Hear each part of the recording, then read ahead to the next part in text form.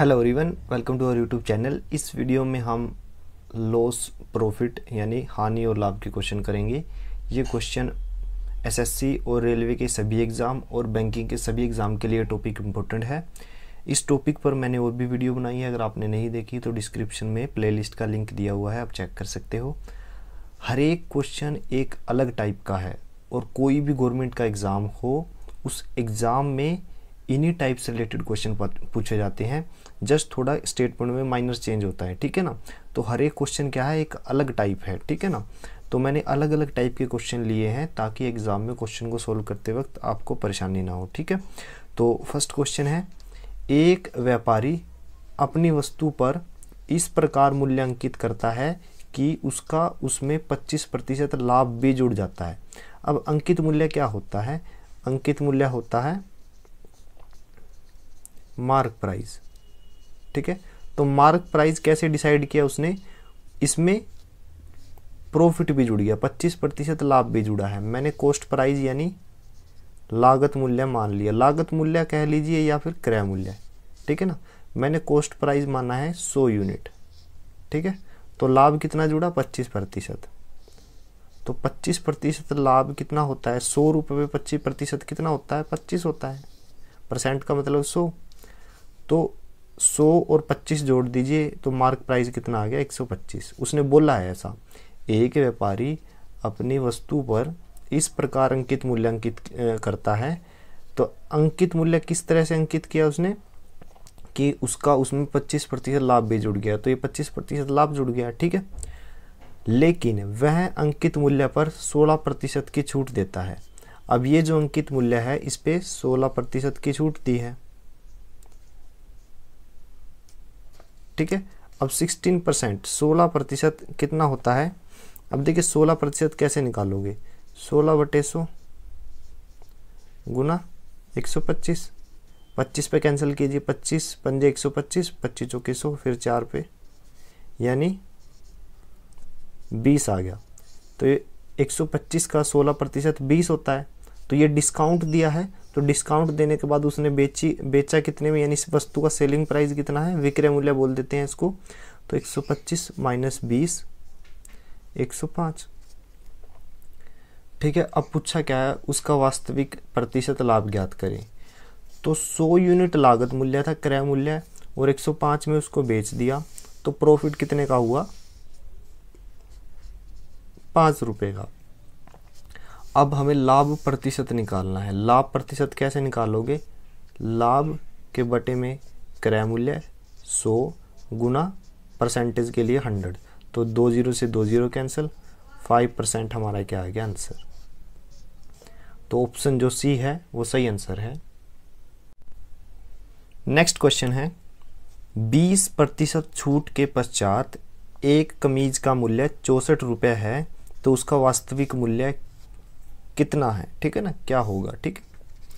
तो 20% जो छूट दी गई है उसका मैं फ्रैक्शन निकालता हूं। तो 20/100 यानी 1/5, ठीक है। छूट जो दी जाती है वो हमेशा मार्क प्राइस पे दी जाती है, यानी अंकित मूल्य, ठीक है। तो 5 अगर अंकित मूल्य है तो डिस्काउंट यानी छूट कितने का है? 1 का। तो सेलिंग प्राइस कितना होगा? 5 माइनस 1 4। तो सेलिंग प्राइस कितना आ गया? 4 यूनिट, ठीक है। बट एक्चुअल में सेलिंग प्राइस कितना दिया हुआ है? कमीज का मूल्य कितना है? 64 रुपये। 4 यूनिट बराबर है 64 रुपये। तो 1 यूनिट की वैल्यू क्या रहेगी? 1 यूनिट की वैल्यू रहेगी 4 डिवाइड में चला जाएगा 16 रुपये, ठीक है। तो वास्तविक मूल्य हमें निकालना है, यानी मार्क प्राइस क्या था, ठीक है ना। तो 1 यूनिट की वैल्यू 16 है, हमें 5 यूनिट की वैल्यू निकालनी है। तो 5 गुना 16 कितना आ गया? 16 पंजे 80 रुपये, राइट। तो ऑप्शन जो बी है वो सही आंसर है।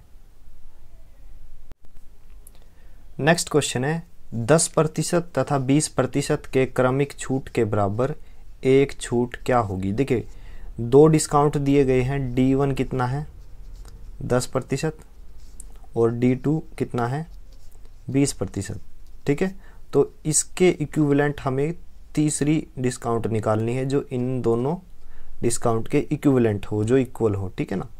तो उसको निकालने का एक फॉर्मूला है a plus B plus A B divide में 100, राइट। अब a और b क्या रहेंगे, इसको आप a मान लीजिए और इसको आप b, राइट। अब पॉजिटिव नेगेटिव साइन किसके लिए यूज़ करना है वो देखिए। अगर डिस्काउंट हो तो साइन नेगेटिव आएगा। उसमें क्या है, डिस्काउंट देते वक्त जो शॉपकीपर होता है, जो दुकानदार होता है, उसको घाटा होता है क्योंकि इसकी आमदनी में कमी आती है, तो वो नेगेटिव। लॉस, लॉस मतलब हानि, तब भी नेगेटिव लेंगे। प्रॉफिट, दुकानदार को लाभ होता है तो वो पॉजिटिव। सिर्फ प्रॉफिट को पॉजिटिव लेना है, डिस्काउंट हो या लॉस हो उसको हमेशा नेगेटिव लेना है। तो ए की वैल्यू क्या रही, ए की वैल्यू यहाँ पुट करेंगे। ए की वैल्यू 10% है, इसको -10 लीजिए क्योंकि माइनस में किस लिए, क्योंकि डिस्काउंट है, माइनस मतलब डिस्काउंट, राइट। प्लस बी की वैल्यू क्या है 20, यानी माइनस हुआ 20, प्लस का निशान एज इट इज। ए की वैल्यू -10 गुना -20 डिवाइड में क्या है 100, 2 0 से 2 0 कैंसिल, तो 20 और 10 -30 प्लस माइनस माइनस प्लस 2 गुना 1 2, तो कितना आ गया -28। तो माइनस साइन क्या रिप्रेजेंट करता है, डिस्काउंट को। तो इन दो डिस्काउंट के इक्विवेलेंट तीसरा डिस्काउंट कितना है 28%, ठीक है। तो ऑप्शन जो डी है वो सही आंसर है। नेक्स्ट क्वेश्चन है, एक वस्तु पर 40% छूट फिर 30% छूट, यानी पहला जो डिस्काउंट है वो कैसे है 40% और 30% का है, ठीक है। यानी इसके इक्विवेलेंट हमें एक वो निकालनी है डिस्काउंट, और दूसरी छूट 45 छूट और फिर 20% की छूट। तो दूसरा डिस्काउंट कितना है 45% की छूट और 20% की छूट। इनका जो क्रमिक छूट का जो अंतर है वो 12 रुपये है, इनका जो डिफरेंस है वो कितने रुपए है 12 रुपये। तो हमें मार्क प्राइस निकालना है, राइट। तो पहले D1 को फाइंड आउट कीजिए। D1 को फाइंड आउट कैसे करोगे, अभी एक फॉर्मूला हमने पढ़ा था A प्लस बी प्लस AB बाई 100, ठीक है। दोनों ही डिस्काउंट है, दोनों माइनस में आएंगे, तो माइनस का 40 माइनस का 30 और माइनस माइनस प्लस हो जाएंगे, तो 40 गुना 30 डिवाइड में 100 कैंसल आउट। 70 में से 12 घटा दीजिए तो कितना आएगा 58, ठीक है ना, 58%। तो आप इसको क्या करिए D1 ले लीजिए, ठीक है। नेगेटिव साइन क्या रिप्रेजेंट करता है डिस्काउंट को। यहाँ से देखिए इसी फॉर्मूले से 45 माइनस का 20 फिर प्लस 45 गुना 20 डिवाइड में 100, तो कैंसिल करोगे 9, तो ये कितना है 65 माइनस का 65 प्लस का 9, ठीक है ना। तो ये कितना आ जाएगा -56%, ठीक है ना। तो नेगेटिव साइन तो जस्ट डिस्काउंट को रिप्रेजेंट कर रहा है, ठीक है ना। तो दोनों का डिफरेंस कितना है, देखिए 58 माइनस 56 कितना है 2 होता है। 2% को किसके इक्वल लिया गया है 12 रुपये के, ये दिया है। तो 1% की वैल्यू कितनी रहेगी 6 रुपये। तो मार्क प्राइस कितना रहेगा 100%। वस्तु का अंकित मूल्य ज्ञात कीजिए, तो वो क्या रहेगा 100%। 100% की वैल्यू क्या रहेगी, 1% की वैल्यू 6 है, तो 100% की वैल्यू 100 गुना 6 यानी 600 रुपये। तो ऑप्शन जो सी है वो सही आंसर है। नेक्स्ट क्वेश्चन है, 20% तथा 15% के क्रमिक छूट देने पर एक वस्तु का विक्रय मूल्य 3060 हो जाता है, तो वस्तु का अंकित मूल्य क्या है।